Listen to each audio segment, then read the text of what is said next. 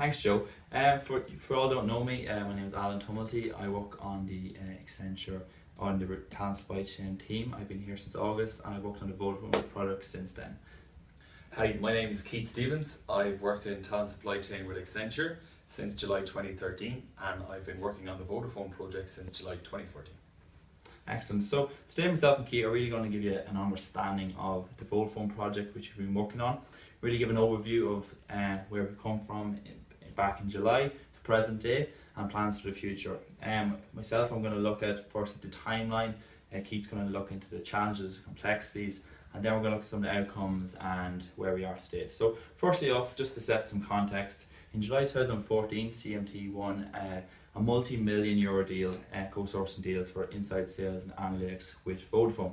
Now what this deal really meant was that Accenture would be hiring 150 inside sales execs into Accenture operations, and in terms of that, for Accenture, inside sales is a completely new venture, a completely new skill set area, and a really exciting area for us to get into on the market. So to combat this and reach this demand, a team was set up. Firstly, we can see it here at the mobilization team. At the top, we have Francis McGuire there as MD sponsor, Andrew Chung as operations lead, inside sales capability lead Cormac Power was actually hired by ourselves in wave one. Olga Hammersley as mobilisation lead, and then on the recruitment delivery team, myself and Keith and Michael Moran. So with the team in place, we set about hitting our targets and getting this inside sales teams built. So for the 150 people, we separated into kind of waves. So a wave that really is the first team, which was in September 2014, where we had 10 inside sales executives and 1 inside sales delivery lead, which was Cormac. Then in wave 2, in just this Monday there, our second team was put in place with 9 inside sales executives. So to give you an understanding, here's some of the team. All come from a range of backgrounds, from telecoms, really solution sales, kind of experience in 3 to 10 years, excellent caliber of candidates, and all doing really well so far on the teams. So into 2015 and future plans, we have 2 different projects kind of coming up.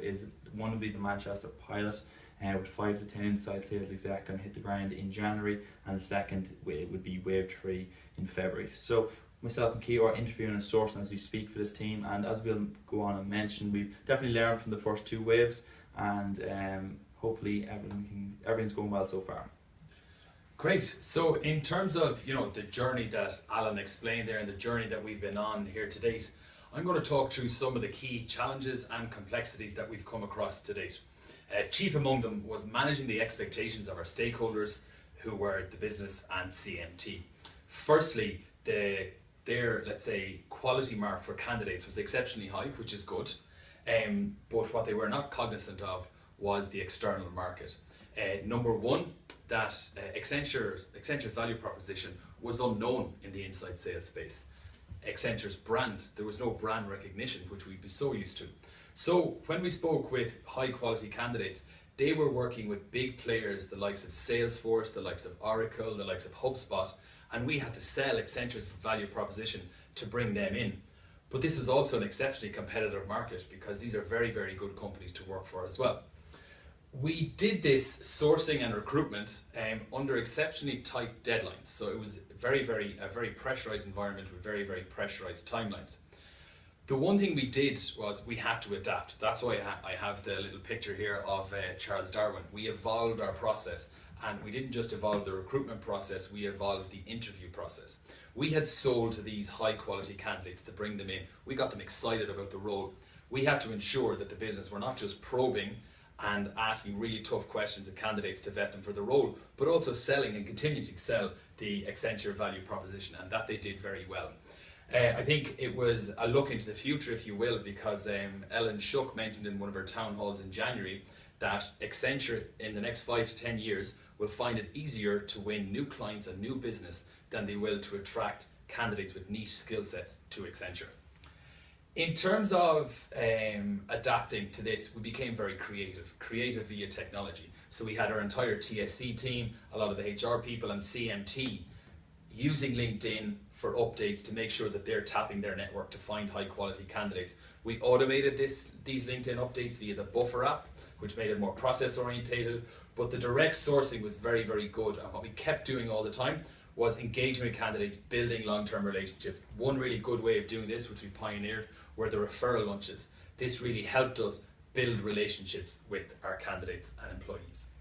Definitely, and on that point, I think what we've tried to do, myself and Kay, is become more than recruiters, definitely become trusted advisors on the market. So you can see with Erica there, she was actually referred on by a former colleague of hers who actually wasn't suitable for a role here in Accenture, but after having a conversation with myself and hearing the proposition that we have here and the opportunities going forward, she felt it'd be a good fit for a former colleague and referred her on. So it is a matter of just being the names on the market as well. And I think even on that point, I think he mentioned in terms of the competition we're up against, the Salesforce, the HubSpots, really, there's a real struggle for the top talent, and it's up to us really to personalise things and go that extra mile. So with Conor O'Sullivan there, for example, an excellent candidate who was in Oracle at the time, he wasn't openly admits he wasn't on the job market. He'd recently done the Ring of Kerry, and so had Keith actually, and Keith noticed this on his LinkedIn and sent him his first mail mentioning this. And Conor, to this day, will tell you himself that it was that little detail that was the difference. It was a differentiator and opened the dialogue and got us an excellent candidate. So it is a matter of setting ourselves apart from the competition. I think it was good as well. We've kind of created this high touch process. We tried to make it more high tech all the time, and we found WhatsApp to be very, very useful because these people now trust us. They're part of Accenture. They're not just candidates any longer. But when they refer people onto us on an ongoing basis, just before we go to call them to sell the Accenture value proposition, they'll WhatsApp us on a few key messages to sell, which has proven very, very valuable. In terms of outcomes from all this creativity, 20 candidates hired year to date, 95% of the candidates have been hired via direct sourcing, so we've sold to them directly. We also did this against one of the biggest agencies out there in the market who are very, very well known in the inside sales space. They created a lot of market confusion for us, but we got around that, and we've now built a process that can be replicated, not just for future waves, but there's such a strong sales pipeline. Who knows, this process could be replicated into other geographies as well. So yeah, on that point, I think it's important to look at some of the key metrics and some interesting ones. For instance, our 969, the candidates we've actually screened so far to date, which is a huge number as you can see. We've also, if you can see on the point there, some of the key sources: LinkedIn, Irish Jobs, Jobs.ie, Twitter and Facebook. Definitely on the social media side, myself and Kay are very passionate about utilising that more as we go along. On the right hand side there, we've seen some of the key companies that our candidates have actually come from. I think another really interesting one is that our success rate in terms of a general success rate actually for candidates going to client interview is 33%, 1 in 3. We've actually got that up to around 46%. So that's a really good statistic, and it's one we're really trying to improve as we go along with the process also. Yeah, let's hope we can keep it up. In terms of reflections for now, well, there are kind of 3 key things that we've learned from this process. One is the need to engage as early as possible with the rest of our team in terms of reward. For example, during this both ways of hiring, Reward had to come up with new global approved salary levels with bonuses for these new hires. The other thing we've learned in terms of dealing with CMT is that they're very focused on the detail on a daily basis. So at one stage, myself and Alan had to find 2 CVs each of these high quality candidates per day. You can appreciate how difficult that is in trying to bring through the likes of Conor O'Sullivan on a daily basis. What we need to push back on is to say that it's the macro detail. It's about the end result. Give us the number 10. We will get that ourselves. There's no need to check in with us all the time. Lastly, but by no means least, actually more importantly, what we learned from this process was the incredible team that we have around us in TSC and the expertise that's there. Any question that we had, any scenario that we can come up against, no matter how pressurized, we always had someone to talk to that had been in our shoes before and had succeeded. So I'd like to pay special thanks to Joe Green. At one stage she reorganised the team to show us how to make it work better, and it's really lasted, but also both Olga Hammersley and Catherine Shute, who were exceptionally helpful right throughout the process and continue to be. So thank you very much for your time, and we welcome any questions.